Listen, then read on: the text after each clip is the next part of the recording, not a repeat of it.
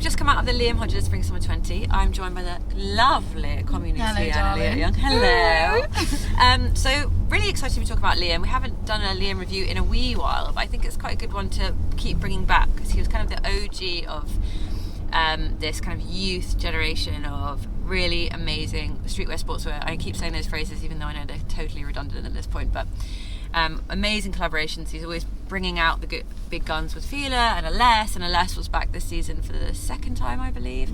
And he also worked with a lovely artist called Alfie Kungu, I hope I'm pronouncing that correctly, on really beautiful like hand painted pieces on jumpers and knitwear. And actually knitwear is something I've kind of taken for granted with Liam, but it's something that he's done really well for a long time. Really long, baggy, youthful. I'm going to keep saying youthful because there's such like teen angst element to what Liam does, and I mean that in the best way. It's kind of real fun energy, but this collection felt a little, still an element of fun because there's giant kind of plasticine sculptures on the set in kind of primary colours, and that's automatically this element of fun youth. But the nods and references that are at play here are slightly more serious. We've got David Cronenberg, Aldous Huxley, 5th generation, cyberpunk, all super dystopian, slightly post-human, cyber, slightly terrifying references. Not necessarily terrifying, but that idea of this ominous future is definitely present. And then that mixed with this Flintstone-y, childlike fun. I thought it was quite interesting, that duality. What did you think, Anne? Yeah, I mean, Liam's, as you said, is well known for and well versed in being a part of this kind of youth culture and streetwear. And what Liam does so well is he understands like the vernacular of the individual that he's selling to. But I don't mean like selling to as in his, creating.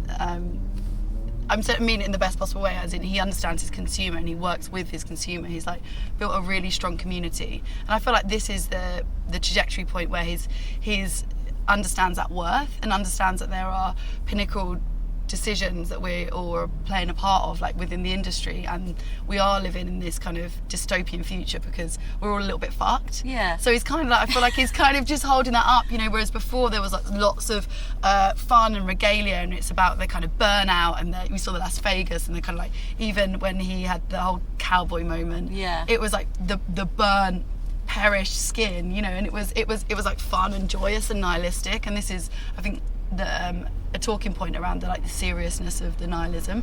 And it's like wonderful to read the press release because it's really articulate, and it kind of almost goes beyond the collection. Like, I want to sit down and speak to Liam about this more. Sure. And I think that he is he's really well read, and he is somebody who is serious as well as playful, and I feel as though there was all those elements of Liam, like you said, about the knitwear, and there's something about even the way it was he's really about like the humanity of it all, even the way it's kind of thrown over the shoulder. That's exactly how that boy would wear it, or I'd wear it, kind of got it on in a rush, bit late for this party, fuck's sake, totally. It's like over the shoulder, it's like he's just kind of thrown it there, and this kind of like feeling of adolescence with the arms being so long, and that's something which I'm wearing Liam now, and it's something so wonderful about having all this kind of ruche material, and you feel like a certain like perspective of yourself, playfulness to it as well. Yeah, totally. And I'd like to see he's been doing lots of this kind of spray work, and I think that was what is working with Alfie on, because the permanent, again, like I suppose that feeds into like the permanency or the lack of permanency, the fragility of like is working with bleach and working with spray cans, and what that means. Does it mean that it's like a one-on-one edition, or does it mean that there's only one because there's only be time for one? Yeah. I mean, I feel like I really love the press release. I think and I really hope that the said consumer and his community get to see that, because that's the thing. Sure. I think it's like it was really it was really conceptualized that all his talking points in this press release, and I really hope that that's projected more in the marketing and how it's sold through social, etc. We did a project with him which was called IRL URL Conundrums, and it was all about what is our future, what is the possible realities or probable realities will be within, and it was wonderful to see that people that buy and are part of his community were there asking really fucking bold sorry, excuse me. You can say fuck. Okay, my lad. Asking really big questions, and it was wonderful. Like he had his, so he had a physical store, so IRL store. So I think he's really contemplating some big conversation points. But yeah, I want to see how that feeds. It's really interesting that you're talking about this kind of side of Liam, because I think we, like, when I say we, I mean kind of general public, general consumers. Yeah. Think of Liam as, everyone knows him as social butterfly, lad, kind of wonderful tongue-in-cheek. Like when he launched his website, there was a picture of him and his fabulous teeth rotating. And so for me, I love that there's this like smashing of ideas. You've got this youthful, baggy sleeved, like angsty, like slight attitude, but also backed up with so much. And I think that backing up is really important. Yeah, because he could just carry on, you know, playing and then just be around the kind of like the boys at the pub and but he's just, you know, when he is in the pub, he's saying a lot. He really is. I know he's all lols and he's so much fun. Like as a human, like he's one of my favourites. So like, he's always upset if he's not with me. You know, he's like such a Liam, if you're watching, if you're watching, where are you? But he's just such a phenomenal, you know, human to have around, because this multifaceted identity that he has. Yeah, you know, it's like that scratch surface. Yeah, but that's what you're saying. Scratch surface. That's what I think is really important. It's not surface level, cartoonish youth. There's depth to it. Yeah, absolutely. Which I hope you get from the runway images. But that's it, isn't it? That's what I mean. Like, how's that gonna? It's gonna have to be like marketing and social, and like feeding that through. Yeah.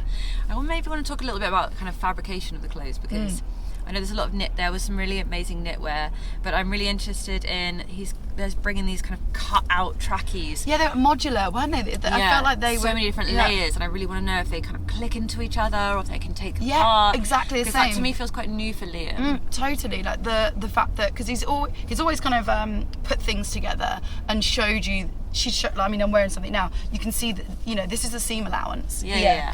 So he's always exposed those processes of making, you know, and he's like famous for like he's the man, you know, the guy that sews. Like that's him. That's how he fell in love with the craft and artisan of like fabricating. So I feel that this like modular workwear. I mean, it felt like I had 5 different identities just in those pants. Yeah. And I too want to know, like, can I wear them? Or it's like a suspender? That's what I obviously want to do. Is it buy one get one, like buy one get one free? Yeah. Do they clip in? Yeah. Because it felt really hard. Like they felt like hard and structured, but I think the material was probably quite softer. Soft. Yeah.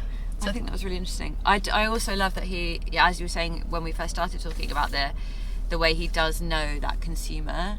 Yeah. And so there's so many personal elements, but when the music at the end is that, I can't really remember the song, sorry.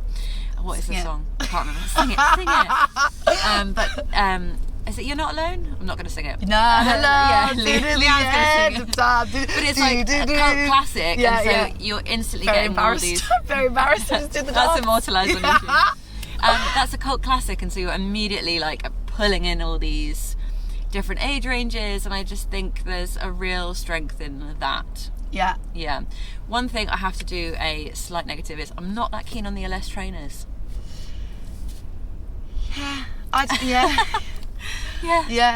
I mean, I think because I like the colour palette of them. I think nice. Same. I love they're a bit smooth. They're a bit smooth. Because I like the rawness of what Liam does, like in the exposed seams and the cut and paste and all the like crazy punkish hair and the spray that we've had for years. We didn't talk about the hair, did we? Crazy, amazing hair, wigs. Like Elvis wig that reminded me of, do you remember the cartooners or whatever, like music song? Oh my god, yeah, like it's a gigantic, it was like hair on hair on hair. Yeah, hair on hair. So I think there's like lots of layers to unpick, and we could be here forever, but I think we should wrap up with we liked it, we loved Not it. Not alone. I think it was a really good show, and I'm interested to see the marketing. I think we can keep our eyes peeled for how it's programmed. Yeah. Thank you so much for joining me. Thank you. I realised I did look at the camera once, so there you go. Thank you so much for joining me in the car, and make sure you guys subscribe so you can catch all the rest of our lovely live reviews, and we'll see you very soon.